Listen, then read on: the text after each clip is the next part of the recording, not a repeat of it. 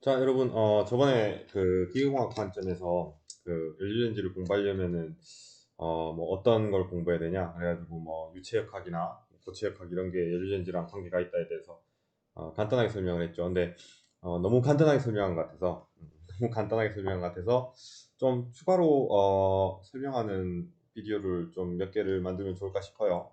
학생들이 관심도 많고 하니까. 그래서 일단 오늘은 주로 기계공학에서 배우는 유체역학 굉장히 중요한 과목이죠. 열전달 이런 것도 다 관계가 있긴 한데 일단 유체역학을 바탕으로 유체역학을 배우면은 이게 연료전지 어떻게 적용이 되나 이런 거를 좀 설명을 하려고 합니다. 그리고 나중에 이제 뭐 촉매라든가 열 관리가 어떻게 되고 이게 지금 기술에서 뭐 어떤 부분이 필요한가 이런 거를 내가 아는 범위 내에서 설명을 해주면은 지금 기계공학을 배우는 학생들에게 많이 도움이 될 것 같아요. 연료전지 전문가들에게 제가 뭐 이렇게 설명을 하려는 건 아니고 그냥 이제 학부 학생들 대상으로 학부 학생들이 이제 전공 기계공학 전공 과목 배우면서 좀 이게 어떻게 운영되나를 알고 싶은 학생들에게 도움이 될까 해서 간단하게 설명하려고 합니다. 그래서 이게 전에 말했듯이 그 T사의 연료전지 설명 비디오인데 저번 비디오에서 얘기했듯이 굉장히 깔끔하게 잘 만들었어요. 누가 봐도. 그래서 내부 구조가 이제 전기 자동차, 요즘 많이 인기 있는 테슬라나 이런 경우는 모터가 있고 밑에 바닥에 대부분 이제 2차 전지가 이제 패킹이 돼서 많이 깔려 있는 구조죠. 그래서 충전하고 그게 이제 모터를 돌려서 이제 차가 움직이고 이런 경우인데 내 생각에는 수소유 전지 차도 2차 전지 차랑 크게 다르진 않아요. 이 전기로 간다는 점에서는 같죠. 모터가 있고. 근데 이제 굳이 차이점을 얘기하자면은 그 전기 자동차 테슬라나 뭐 이제 현대에서 나오는 차 같은 경우는 그 충전지를 바탕으로 모터가 돌아가는 거고 이제 수소 연료전지 차는 안에 이제 퓨얼 셀이라는 게 있어요. 퓨얼 셀. 근데 얘가 이제 뭐랑 똑같냐면은 이제 결국에는 전지랑 똑같습니다. 전기를 발전시키는데 충전지가 아니라 이제 여기 수소 탱크에서 수소를 받아서 이제 수소하고 산소가 결합되면은 물이 되고 전기가 나오죠, 그죠? 고등학교 때 배웠을 겁니다. 그래서 전기가 나오면은 그 전기로 이제 모터를 돌리고, 그러니까 내부에 이제 그 충전지가 가득 이렇게 스택되어 있는 대신에 탱크가 있겠죠. 수소 탱크가. 수소를 채우면은 그 산소는 공기 중에 많이 있으니까 받아가지고 화학 반응으로 전기를 만들고 이제 차를 돌리고 대신에 이제 수소와 산소를 결합하면은 물이 나오니까 이제 물이 이렇게 반응물로 배출이 되겠죠. 그게 이제 그 수소 유전지차의 기본입니다. 그래서 재밌는 게 뭐냐면은 요즘 사람들이 많이 얘기하는 게 오토바이나 아니면 킥보드나 자전거 그다음에 일반 승용차까지는 2차 전지 그러니까 이제 그 전기차 충전해서 쓰는 게 많이 유리하다 그래요. 근데 이게 이제 사이즈가 트럭 정도로 가게 되면은 이제 충전지가 2차 전지 같은 경우는 그만큼 충전지가 많이 늘어야 되겠죠. 지금 현재 기술로는. 물론 이제 기술이 바뀌면 앞으로 어떻게 될지는 아무도 모릅니다. 근데 그 트럭 정도로 큰 차를 움직이려고 하면은 이 전지의 무게가 엄청나게 늘어난다 그러더라고. 그래서 그 경우에는 이 수소열 전지가 수소 탱크를 그냥 많이 늘리고 수소를 더 많이 실는 거는 그렇게 어려운 일이 아니라서 트럭으로 가면은 수소열 전지차가 많이 유리하다고 합니다. 그래서 여러분들 주변 봐도 자가용 승용차 사이즈는 전기차 많이 나오죠. 오토바이도 그렇고. 근데 큰 차, 뭐 트럭이나 이런 거에는 전기차가 잘 없죠. 아직까지. 그게 이제 배터리가 너무 무겁고, 여러분들 뭐 킥보드나 뭐 전기 자전거 봐도 무게가 배터리 무게가 상당하죠. 이제 그게 고출력을 하려면 배터리가 점점 늘어나야 되는데 어느 순간 효율이 많이 맞아지겠죠. 그렇게 무거워지면 싣고 다니다가 뭐 볼일 다 볼 거 아니에요, 그죠? 그리고 자가용 같은 경우도 이미 배터리가 굉장히 무겁다 그러더라고요. 그래서 재밌는 게 최근에 폭설 와가지고 차들이 막 갇혔을 때 전기차가 꽤 잘 움직였대요. 왜냐하면은 배터리가 내부에 굉장히 많이 실려 있으니까 차가 무거운 거예요. 일반 내연기관차보다 무겁답니다. 그래서 뭐 접지력이 좋아져서 많이 움직였다 이런 얘기도 있습니다. 자, 일단 오늘 설명할 부분은 내가 지금 그 국가연구과제에 지원을 받아가지고 지금 내가 연구하고 있는 부분하고도 관계가 있어요. 자, 얘기했듯이 내부에 요 스택이 있죠, 그죠? 요 스택에 수소가 들어가서 이제 외부에서 공급된 산소랑 만나가지고 전기가 발생되고 물이 이제 배출되는데 그 내부의 구조를 보면은 요런 게 들어있습니다. 이것도 이제 T사의 퓨얼셀을 이제 패킹을 한 건데 여기를 뚜껑을 열어보면은 내부에 이런 게 들어가 있어요. 이걸 이제 퓨얼셀 스택이라고 하는데 이걸 왜 스택이라고 하냐면은 싱글 셀을 여러 개를 이렇게 여러 개를 붙여서 만들었습니다. 그래서 이제 이렇게 여러 개를 쌓은 거를 스택이라고 그러죠, 그죠? 그래서 이 셀을 여러 개를 쌓은 거를 이제 스택이라고 그러고 이 싱글 셀은 그럼 어떻게 돼 있느냐? 내부 구조가 사실 그렇게 복잡하진 않아요. 아까 얘기했듯이 이 수소가 들어가고 산소가 들어가고 그게 이제 촉매층에서 만나서 전기가 됩니다. 전기가 되고 물이 배출되는 어떤 그런 거를 이제 셀이라고 하는데 그 셀 같은 경우는 이제 기본적으로 분리판이라는 게 들어가고요. 분리판. 그 다음에 전극이 당연히 있어야 되겠죠. 그죠? 그 다음에 수소하고 산소가 들어가면은 수소하고 산소가 내부에서 흘러야 될 거 아니에요. 흘러서 반응을 일으키고 뭐 남은 거는 빠져나와야 되겠죠. 그런 유로가 있고 그 반응된 이온하고 전기들이 흐를 통로가 있어야 돼. 전극이 있어야 되고 중간에 이제 수소하고 산소가 수소는 이쪽에서 들어가고 산소가 이쪽에서 들어가고 중간에서 만나서 이제 반응을 일으키고 이온이 전달될 이걸 뭐라 그러더라? MEA라고 하는데 갑자기 기억이 안 나네. 이거를 Membrane Electrode Assembly. 이걸 보통 이제 그 폴리머라고 하던데 갑자기 기억이 안 납니다. 그래서 아무튼 뭐 그 멤버린이라고 합시다. 이게 나피온이라는 재료를 많이 쓴다고 해요. 그래서 내가 왜 굳이 나피온이냐라고 물어봤더니 그 나피온이 물하고 특성이 굉장히 비슷하답니다. 그래서 물처럼 수소하고 산소 이온을 서로 전달을 잘 시키는 거를 중간에 많이 넣는다고 하더라고요. 네, 여러분들 연료전지 신문기사 같은 거 보면 알겠지만 굉장히 관심이 많은 부분이 이 나피온 중간에 들어가는 전해질이라 그러나? 아무튼 이 일렉트로라이트 부분이 열화, 그러니까 막 수명이 다 된 노화가 되는 거지. 그게 꽤 옛날에는 심각한 문제였답니다. 지금도 그런지 잘 모르겠어요. 지금도 비슷하겠죠. 그 다음에 요 촉매가 있겠죠. 그죠? 수소하고 산소가 전기를 발생시키고 물이 되는 거는 이제 촉매 반응이니까 요 촉매층이 있는데 백금 촉매 얘기 많이 들었을 겁니다. 근데 이걸 이제 그래핀으로 바꾼다는 거 이런 연구도 많이 되고 있죠. 요거는 전문가가 제 주변에 저번에 불렀던 교수님이 촉매 쪽 전문가니까 불러서 다음에 다시 얘기 보면 재밌을 것 같아요. 근데 이제 결과적으로 뭐가 있냐면은 여기 이렇게 판이 들어가고 여기 유로가 있죠, 그죠? 여기 전극 같은데 여기 수소가 들어가고 여기 공기가 들어가면 여기 이제 산소죠, 그죠? 산소가 들어가고 수소가 들어가고 거기 내부의 유로를 보면은 이렇게 굽어져 있죠. 이게 왜 그러냐면은 자, 수소하고 산소가 들어가서 요 촉매층에서 반응해서 전기가 돼야 될 거 아니에요, 그죠? 근데 그냥 파이프를 일직선으로 연결해 버리면은 요 촉매 표면에서 반응하기 전에 슉 빠져나가 버리는 거예요. 반응도 하지도 않고. 그래서 요 촉매 표면에서 반응할 시간을 줘야 되겠죠. 그래서 가능한 한 이 가스가 반응할 때까지 안에 머무르게 하기 위해서 이런 식으로 서펀타인이라고 그러는데 뱀처럼 꾸불꾸불하게 만드는 게 일반적인 디자인입니다. 그리고 그것만으로는 부족하기 때문에 여기 보면은 가스 디퓨전 레이어라고 있어요. 이게 스펀지 같이 다공성 물질인데 이 가스가 이렇게 뱀처럼 흐르면서 이 가스 디퓨전 레이어 스펀지 같은 거에 흡수가 되겠죠, 그죠? 이게 흡수가 되면서 촉매층이랑 만나면은 아무래도 반응을 할 수 있는 시간을 좀 더 주는 거죠. 기존의 내연기관의 연소 반응하고 다르게 여러분들이 생각해 보면은 내연기관의 연소 반응은 체인 리액션, 연쇄 반응이죠. 그래서 공간이 별로 중요하지 않습니다. 어디든 불만 붙이면은 전체가 확 폭발적으로 타버리니까. 근데 이 촉매 반응은 연쇄 반응보다는 시간이 그렇게 빠르진 않아요. 일단 표면에 도달을 해야 되고 그 표면에서 이제 반응이 일어나야 되는데 난 이렇게 생각합니다. 이제 버스가 사람을 태우려면은 정류장에 서야 되죠, 그죠? 정류장에 서고 지나가고 서고 지나가고 해야 되는 거예요. 그냥 사람도 안 태우고 버스만 지나가 버리면 아무도 못 하잖아, 그죠? 근데 버스 정류장을 너무 촘촘히 하면은 이게 또 효율이 떨어지고 그렇다고 버스 정류장을 너무 듬성듬성 두면은 타기가 굉장히 불편하죠, 그죠? 그래서 이 가스 디퓨전 레이어하고 바이폴라 플레이트 내부의 유로를 설계를 하는 최적화가 연료전지에서는 그 효율에 있어서 굉장히 중요합니다. 유체들이 최대한 이제 공급은 빨리 되면서 내부를 흐르는데 그게 촉매층에서 반응이 일어나고 이제 반응이 일어날 수 있는 시간을 주고 공급된 것들이다. 그래서 공급된 애들이 마치 반응을 못 일으키고 출구로 빠져버리는 거를 막는 상태에서 이제 디자인을 하는 거죠. 근데 너무 또 시간을 오래 주면은 반응은 일어났는데 이제 뭐 막 안 빠지고 이렇겠죠, 그죠? 이걸 내가 좀 더 생각해 봤더니 이 촉매 반응은 마치 버스가 사람을 태우고 지나가고 서고 이거를 최적화하는 거랑 비슷한 것 같고 반응물과 전기 에너지 사이에서 연소 반응 있죠, 그죠? 내연기관에서 이제 연료 분사해 가지고 이렇게 폭발시켜 가지고 그 열팽창으로 피스톤을 밀고 이런 거는 고속도로에 차가 들어가는 거랑 비슷한 것 같아요. 연료만 너무 많이 넣고 이제 에어 퓨얼 레이셔라고 그러죠. 그 공기하고의 비. 공기가 없으면 연료가 안 타죠.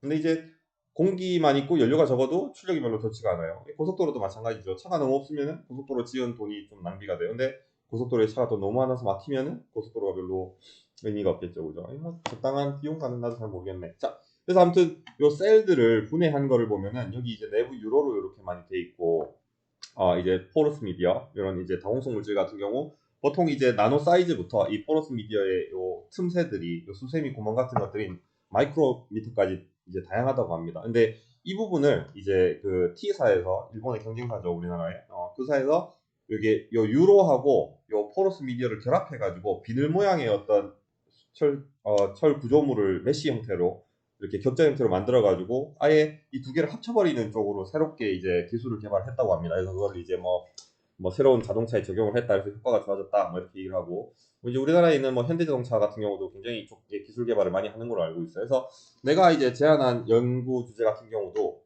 기존에 이 유로가 이제 폭이 밀리미터 정도 됩니다. 근데 이제 결국에는 내가 하는 게 이제 초미세 연료체, 그러니까 마이크로미터에서 나노미터까지 수송 현상을 구현하는 건데 여러분이 생각해도 이렇게 꾸불꾸불하게 하면서 요 관을 굉장히 작게 만들고 이 꾸불꾸불하게 하는 거를 더 밀도를 높이면 좋겠죠. 그죠? 근데 그러면은 압력 강화가 일어납니다, 여러분. 압력이 너무 많이 필요한 거예요.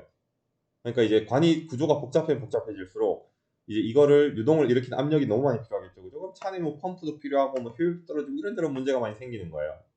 실제로 내가 이 울산 지역에 있는 회사들하고 만나보고 아니면 이제 다른 분들이 만나서 와서 하는 얘기들도 이거를 이제 분리판이 그러니까 이 셀들을 여러 개를 이렇게 스택으로 쌓아가지고 연료전지를 만든다 그랬죠. 참고로 그 이유는 이 셀 하나는 전압이 별로 높지가 않아요. 일반 뭐 건전지 비슷하고 이럽니다. 근데 차를 돌리고 뭐 킥보드는 아니고 차를 이제 운행을 하려면은 고전압이 필요하잖아요. 그러니까 이거를 직렬로 연결하고 직렬로 연결한 걸 내부적으로 또 병렬로 직렬 병렬 연결을 이렇게 섞어가지고 셀 하나 자체의 출력은 별로 높지가 않지만 스택으로 여러 개를 이제 직렬 병렬로 섞어서 연결을 하면은 이게 출력이 좋아진다. 뭐 그런 식으로 하는 겁니다. 그러니까 요 셀 하나하나마다 다 수소가 다 들어가고 산소가 들어가고 물이 생기고 이러겠죠, 그죠? 그래서 이제 그거를 내부의 유로를 잘 설계하는 게 굉장히 중요하겠죠. 그래서 뭐 이 유로를 굉장히 세밀하게 만들었을 때 압력이 높아진다. 그럼 여러분들 생각에는 교수님 그럼 압력을 그냥 높이면 되지 않습니까? 이렇게 생각하는데 이게 셀 하나가 굉장히 얇단 말이에요, 박판이고. 근데 압력을 높여서 가지고 수소를 고압으로 쏴버리면은 이게 막 중간에 새고 막 이러는 거예요.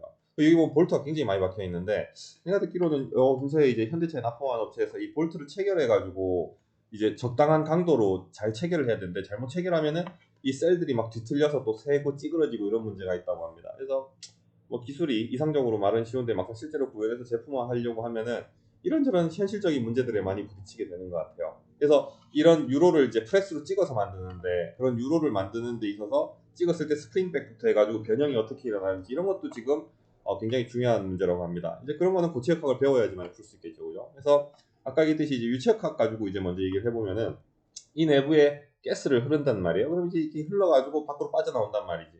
그죠? 일부는 반응을 하고.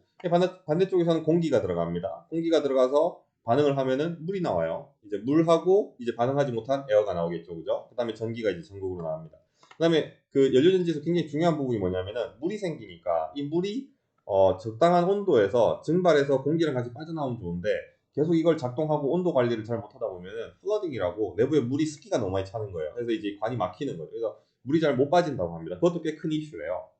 그래서 이제 파이프가 너무 작아버리면은 물이 이제 막혀가지고 안 빠지면은 그것도 문제겠죠, 그죠? 그럼 이제 해당하는 압력에서 이제 공기가 막 흐르고 반응하고 수증기가 적당히 반응돼서 잘 빠져나오도록 유로를 설계해줘야 되겠죠. 그런 걸 이제 여러분들 여기서 배우냐면 기계공학에서 유체의 내부 유동 배울 때 나비아 스톡스부터 해가지고 오일러 방정식, 베르노이 방정식에서 압력과 속도의 관계 뭐 이런 거에 대해서 배우는 겁니다. 그걸 모르면은 연료전지를 설계를 할 수가 없죠. 그리고 유체역학은 아마 내가 알기로는 기계공학과에서 제일 자세하게 가르치는 걸로 알고 있으니까 실제로 최근에 이제 업체를 다녀온 이제 옆에 교수님의 말로는 지금 만드는 회사에서도 이제 아무래도 납품할 때는 비용을 낮추는 게 중요하겠죠. 그죠? 그래서 이 유로 쪽에 설계를 하는 전문가를 빨리 좀 이제 뽑았으면 좋겠다. 그 전문가 볼 때 뭐 보겠습니까? 유체역학을 얼마나 잘하는지를 보겠죠. 그죠? 내부에 파이프 유동해서 파이프의 압력 강화 뭐 이런 거. 게다가 좀 더 이제 더 정밀화되면은 나처럼 이제 연구를 하는 입장에서는 나는 개인적으로 어떻게 생각하냐면 이런 촉매 반응하고 전극이나 이런 것들이 지금 반도체 기술이 굉장히 좋아졌죠, 그죠? 그래서 나노 사이즈로 집적화가 결국에는 일어날 거라고 보고 있어요. 근데 이제 그 나노 사이즈로 집적화를 일으키기 힘든 가장 어려운 이유가 이미 이 멤버린 쪽하고 뭐 촉매나 전극 이런 거는 이미 충분히 반도체 나노 스케일로 다 패브리케이션이 가능합니다. 이제 리소그래피 기술이나 어떤 반도체 제작 공정으로 가능한데 문제는 반도체는 내부에 유르는 흐르는 물질이 없죠. 그죠? 안에 물이 흐르진 않아요. 전기만 흐르지. 그러니까 이렇게 나노 스케일로 작게 만들 수가 있는데 이게 유체가 들어가고 공기가 들어가면은 그 파이프나 이런 거는 실제로 굉장히 마이크로에서 나노로 작게 만들기가 굉장히 힘듭니다. 이게 왜 그러냐면은 일반 유체는 그냥 이제 압력하고 속도 뭐 위치 에너지 이런 걸로 점도 비스코시티 이런 것들이 문제인데 이게 마이크로 스케일로 가고 나노 스케일로 가서 분자 레벨로 가게 되면은 유체 유동 특성이 확 틀려져요. 그러니까 표면 장력이 그전에는 전혀 고려하지 않았다가 표면 장력 같은 것들이 굉장히 중요해지고 분자 간의 상호작용, 이제 표면의 산화도, 그 다음에 그 젖는 정도 있죠. 웨트빌리티 있죠. 그죠? 친수, 소수 이런 것들이 이제 굉장히 복잡해집니다. 그걸로 이제 모델링을 해가지고 식을 풀기가 생각보다 꽤 어려워요. 그래서 이제 내가 제안한 연구과제 같은 경우는 나는 미래에 연료전지가 반도체 레벨로 직접화가 될 것이라고 본다. 그때 이제 반도체 레벨로 직접화하는 기술 자체에는 문제가 없겠지만 내부의 열하고 물질 수송 쪽에서는 지금 이제 분자 레벨에 분자 간의 상호작용을 고려한 어떤 그런 모델링의 바탕으로 둔 직접화가 필요하다. 뭐 이렇게 제안을 했습니다. 그래서 그게 생각보다 반응이 좋았어요. 같이 연료전지를 연구하시는 분들도 연료전지 한계는 결국에는 연력학 제1법칙에 의해서 들어오는 에너지와 나가는 에너지의 그 비를 최대화하는 거고 결국엔 이게 이제 매스 플로우 레이트를 최적화시키는 게 핵심이다라고 얘기를 하더라고요. 그 부분을 내가 잘 찍은 것 같습니다. 그래서 그 부분으로 지금 연구를 잘 하고 있습니다. 지금 회사들하고 얘기해도 관심이 많은 것 같아요. 그 부분에 대해서는. 근데 사실 그 부분은 미래 기술로서 관심이 많은 거고 지금 당장 내가 회사 쪽에서 볼 때는 결국에는 어쨌든 만들어야 되니까 이거 이제 분리판하고 내부 이제 이런 거를 대량 생산하고 싸게 만들고 이걸 이제 프레스로 찍어가지고 만들었을 때 뒤틀리느냐 안 뒤틀리느냐 결합했을 때 내부에 이제 압력을 줬을 때 어떤 이 유로 형상들, 다양한 유로 형상들에 대해서 얼마나 연료전지가 출력이 나오느냐, 뭐 이런 문제들인 것 같아요. 근데 이제 기계공학 관점이니까 아까 얘기했듯이 이 플러딩 있죠, 그죠? 기계공학 관점에서 이 물이 생기는 거는 연료전지 온도가 높으면은 물이 안에서 응축되기 전에 증발돼서 공기랑 같이 나오겠죠, 그죠? 근데 온도가 너무 높으면은 이 멤버린의 열화가 촉진된다든가 뭐 충매 성능이 안 나온다든가 이런 문제가 생깁니다. 또 온도가 너무 낮으면은 반응이 제대로 안 일어나고 이온들의 확산이 제대로 안 일어나죠, 그죠? 이 이온의 확산 이런 거는 뭐 열전달에서 배우는 거고 전체적인 내부 스택 시스템의 열 관리 이제 주변에서 이제 온도가 높으면은 출력을 이제 낮춰주고 뭐 이런 것들 그런 것도 굉장히 중요하죠. 그래서 사실 이 부분에서 기계공학자들이 굉장히 많이 하고 있고 뭐 기계공학을 일단 기본적으로 배워서 여러분들이 유체나 고체역학 그다음에 열전달 정도는 배워와야지 그다음에 기계 재료 정도 있죠, 그죠? 뭐 어떤 재료가 쓰이는지 배워야지 아마 수업 시간에도 연료전지에 대해서 내가 뭐 이 분리판의 유로 형상과 그에 따른 수소의 공급에 대한 압력 강화 이런 거를 얘기할 때 어느 정도 알아들을 수가 있을 겁니다. 그래서 참 이제 재밌는 게 뭐냐면은 미래 기술들이 굉장히 많이 나오는데 결국에는 다 기계공학에서의 전통역학 바탕인 것 같아요.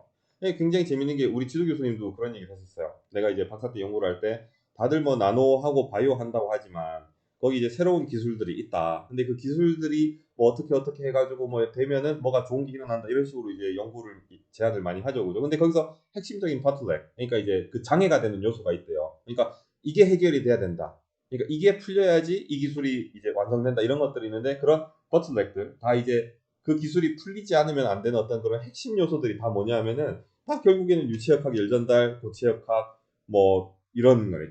전통적인 기계역학에서의 어떤 그런 그 개념들이라 그러더라고요. 물론 이제 거기서 빔을 굽히고 파이프에서 펌프를 만들고 이러진 않지. 이제 거기에 쓰였던 뭐 나비아 스톡스 이퀘이션이나 아니면은 뭐 열전달 제1법칙, 제2법칙 그 다음에 결국에는 이제 뭐 에너지 보존 뭐 이런 것들 그런 개념들이 결국엔 나노가 되건 바이오가 되건 연료전지가 되건 2차전지가 되건 다음 케이스는 2차전지 한번 설명하는 게 좋을 것 같습니다. 그런데도 다 기본 개념이 된다는 말이죠, 그죠? 그래서 참고로 유체역학 시간에 어떤 이런 유로 설계에 따라서 압력 강화를 학생들하고 수업 시간에 유체역학 문제로 한번 풀어보는 것도 좋은 것 같아요. 이제 옛날에 하듯이 그냥 펌프하고 댐 이런 것만 풀지 말고 그러니까 내가 봐도 뭐 유체역학이나 열전달이나 고체역학이 가르치는 내용 자체는 굉장히 좋습니다. 나노 연구를 하건 뭐 마이크로 연구를 하건 바이오를 하건 거기서의 개념들하고 배운 지식들이 다 쓰여요. 근데 사실상 좀 약간 아웃 오브 데이트 된 그러니까 날짜가 지난 그러니까 좀 오래된 문제들이 뭐냐면은 거기는 예제들이 너무 옛날 것들이 많은 것 같긴 해요. 그거는 시간이 지나면서 점점 나아지겠죠. 그래서 오늘은 일단 연료전지에 대해서 유체학적인 관점에서 그러니까 결국에는 이 연료전지의 출력이라는 것도 들어간 수소 대비 산소의 결합력이죠, 그죠? 이 출력을 높이려면은 결국엔 수소하고 산소가 많이 들어가서 많이 반응하면 되는 거예요. 들어간 에너지 이상으로 에너지가 나올 수는 없습니다. 그죠? 근데 지금 이제 아직까지는 들어간 에너지를 효율적으로 최적화시켜서 전체 다 전기로 반응시키는 기술이 아직까지는 굉장히 최적화가 낮은 편이에요. 유로도 그렇고. 그죠? 언젠가 유로하고 이제 뭐 가스 디퓨전 레이어 촉매가 최적화돼가지고 들어간 에너지를 다 반응시킨다. 그럼 이제 인간은 뭘 하겠습니까? 더 고압으로 더 많은 수소를 쏘겠죠. 그죠? 그럼 이제 유로나 이런 데서 또 문제가 생긴단 말이에요. 유체역학적으로 풀어야 되는 거고. 그때 이제 이 얇은 판을 뭐 더 두껍게 만들어주면 되겠죠. 여러분들 생각에. 만약에 이제 고압으로 수소를 쏴가지고 반응을 많이 시켰더니 압력을 높여서 많이 수소를 공급했더니 새더라. 그럼 두껍게 만들면 되지 않느냐 이렇게 생각하지만 그럼 이제 무게가 무거워집니다. 무게가 무거워지고 셀을 많이 못 늘리겠죠. 아니면 또 이런 식으로 발전될 수도 있어요. 촉매가 효율이 굉장히 좋아지는 거예요. 그죠? 그러면은 셀을 여러 장을 겹칠 필요가 없습니다. 한 장에서 고출력이 나와버리면은 그냥 한 장에서 유로를 계속 이렇게 넓게 만들어가지고 뭐 굳이 스택 형태로 안 만들 수도 있겠죠. 그러면 이제 이 너트를 넣어가지고 할 때 스택이 찌그러지니만 이런 문제는 아예 필요가 없어지는 거예요. 그래서 문제를 해결할 때는 아예 지금 현재에 있는 뭐 스택 형태에 의해서 뭐 찌그러지고 뭐 압력이 새는 이런 문제를 해결할 수도 있지만 어떤 내부의 유로나 촉매나 어떤 가스 디퓨전 내부 레이어나 어떤 반응에 대한 어떤 원천적인 문제가 해결돼 버리면은 지금 현재 우리가 이렇게 직면하고 있는 많은 문제들을 아예 풀 필요가 없어질 어떤 그런 경우도 있을 수가 있겠죠. 그렇다고 지금 문제를 아예 이게 언제 풀릴 줄 알고 풀고 있을 수도 없는 거고, 그죠? 그다음 재밌는 게 이제 이거 같은 경우는 이제 멤버린 MEA 일렉트로라이트라고 하는 거 이제 기억이 났다. 요즘 어, 단어도 막 기억이 잘 안 나는 것 같아. 나이를 먹은 것 같습니다. 근데 요 일렉트로라이트 같은 경우에 그 고체 연료전지 있죠, 그죠? 그러니까 고체 연료전지 같은 경우는 굳이 수소로 에너지를 쓸 필요가 없고 메탄가스를 쓴답니다. 메탄가스로 충매 반응을 일으켜가지고 이제 전기를 뽑아내는 거죠. 이제 고출력이고 작동 온도가 500도씨 정도로 높다 그래요. 내부에 들어가는 게 이제 나피온 같은 폴리머 재질을 쓰는 게 아니라 세라믹 재질을 쓴다고 합니다. 음. 근데 내 생각에는 결과적으로 지금의 연소 반응은 그냥 발전소에서만 하고 최종적으로는 2차 전지나 이런 연료전지 물질을 전기 에너지로 직접적으로 변환하는 시스템으로 다 가지 않을까 싶어요. 그러다가 이제 궁극적으로는 핵융합, 그죠? 핵융합으로 우리가 에너지를 뽑아내게 되겠죠. 자, 오늘 동영상은 이 정도로 나름 좀 더 자세하게 얘기한다고 했는데 잘 모르겠습니다. 항상 생각했던 거랑 비디오 찍을 때랑 찍고 나면은 더 얘기하고 싶은데라는 생각이 드는 것 같아요. 그래서 뭐 무리하지 않고 조금씩 가기로 했습니다. 다음에 기회 되면은 또 이제 전문가 선생님들 모셔가지고 아마 같이 한번 얘기해 보는 것도 좋을 것 같아요. 그분들도 특히 내가 아는 어떤 이런 암스케일 열전달하고 유동에 대해서 굉장히 관심이 많으시더라고. 자, 오늘 내용은 여기까지 하는 걸로 하고 다음에 또 재밌는 내용 있으면은 요 내용도 있고 아니면 뭐 열전달 뭐 유체학 뭐 내가 아는 분자 동력학 이런 것도 괜찮아요. 그런 것도 한번 비디오를 만들어 보도록 하겠습니다. 자, 오늘 여기까지.